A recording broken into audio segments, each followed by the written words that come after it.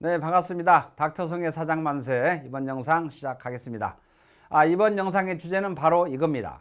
가지 입금을 죽이는 두 번째 이야기. 과연 이 두 번째 이야기는 뭔지 한번 보도록 할게요. 자, 무형자산을 활용하는 방법입니다. 이 무형자산은 특허권, 상표권, 영업권, 디자인권 등 이런 걸 무형자산이라고 하죠.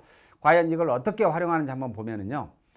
법인의 대표이사가 무형자산을 가지고 있을 경우에 활용이 가능하고요.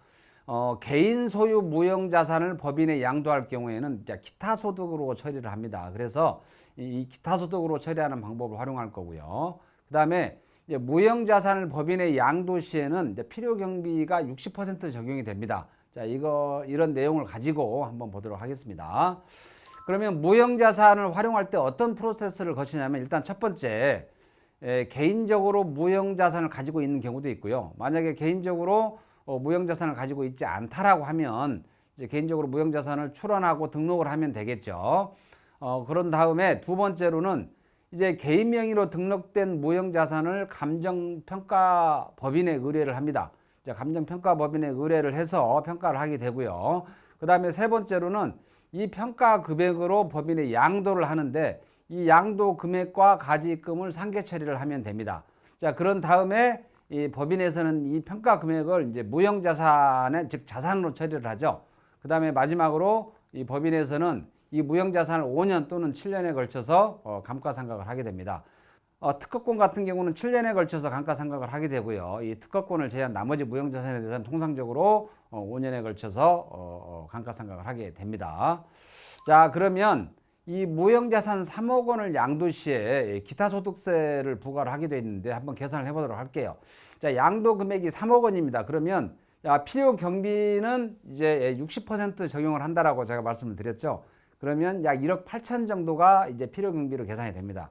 그러면 소득 금액은 당연히 이제 40%가 이제 소득 금액으로 잡히게 되겠죠. 그래서 이 40%는 이제 1억 2천이 되게 됩니다. 그러면 이 1억 2천에 대해서 이제 기타 소득은 22%입니다.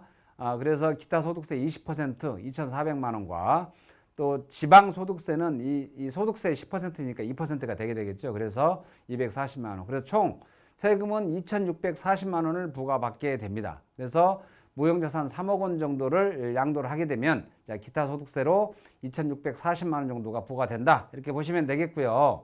그 다음에 양도대금 지급 시에 양도대금을 지급한다든지 아니면은 가지입금과 상계처리를 하게 되면 2월 10일까지 반드시 이제 기타 소득세를 납부를 해야 됩니다. 물론 이제 1년에 2번 신고하도록 되어 있는 경우에는 7월과 1월 이렇게 2번 나눠서 신고할 수도 있습니다. 근데 통상적으로는 이제 2월 10일까지 신고를 한다 이렇게 보시면 되겠고요. 자, 그런 다음에 또 하나 조심하셔야 될 것은 이제 기타 소득이 300만 원을 초과하게 되면 종합소득과 합산해서 계산을 하게 되어 있습니다. 그래서 이따 기타 소득세를 납부를 하고 이제 2년 이제 5월이 되게 되면 5월이나 6월이 되게 되면 이제 추가적으로 종합소득세가 더 발생을 할 수도 있다라는 거 기억을 해 두시고요. 그러면 이제 법인세 절감액과 기타 소득세를 한번 비교를 해보도록 하겠습니다.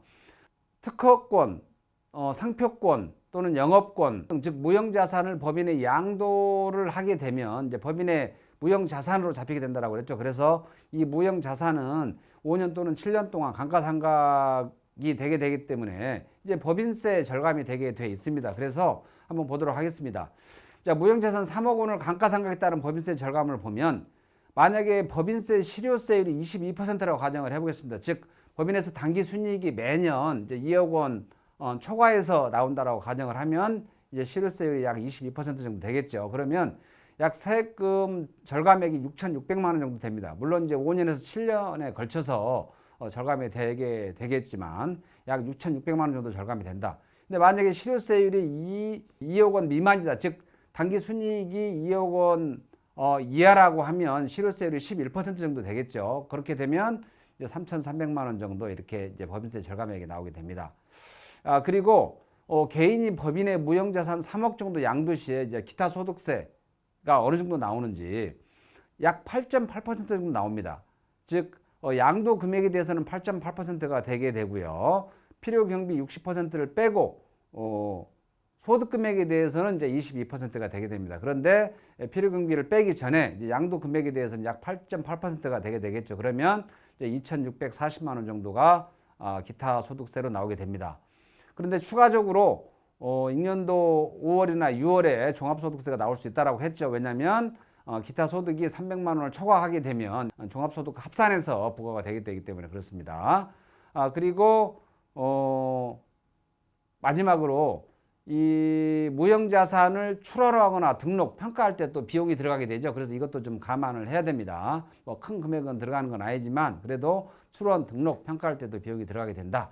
그래서 법인세 절감액과 기타 소득세와 비교를 한다라고 하면 제 개인적인 생각으로는 법인세 절감액이 좀 더 유리하지 않느냐라는 생각이 듭니다. 물론 이제 기타 소득세 등은 지금 당장 나가는 거고 이제 법인세는 이제 5년에서 7년에 걸쳐서 절감되는 거기 때문에 이제 피부로 느끼는 이제 체감은 좀 다를 수 있습니다.